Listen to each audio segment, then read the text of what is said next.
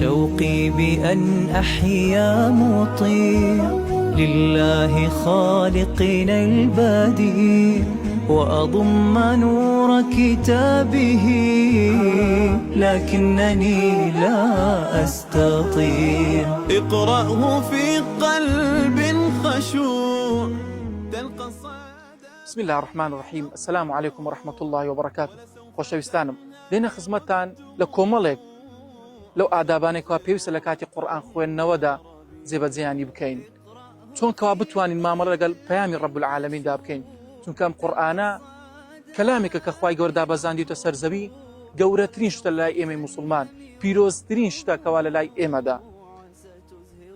چۆن لاشەمان پێویستی بە خواردن و خواردنەوە هەیە بۆ تااقەت و توانە و هێز، بە هەمان شێوە دڵەکانمان پێویستی بە عیبادەت هەیە، پێویستی بە قورئان خوێندن هەیە بۆ ئەوەی دڵمان ڕووناک بکرێتەوە، چونکە خوای گەورە دەفەرموێت وننزل من القرآن ما هو شفاء ورحمة للمؤمنين.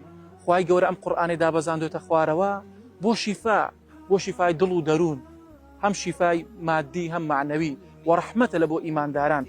و هەروە پێغەمبەری خوا صلی الله عليه وسلم دەفەرموێت قورئان بخوێنن، چونکە قورئان لە ڕۆژی قیامەتدا شەفاعەتتان بۆ دەکات، دەستی ئەهاوڵەکەی دەگرێت و دەیبات بۆ بەهەشت.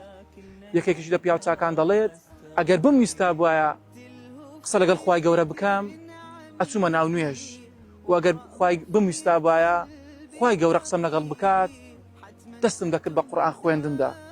پشتیوان بە خوای گەورە باسی ئادابەکانی قورئان خوێندن دەکەین لە ئەڵقەکانی داهاتوو. السلام عليكم ورحمة الله وبركاته.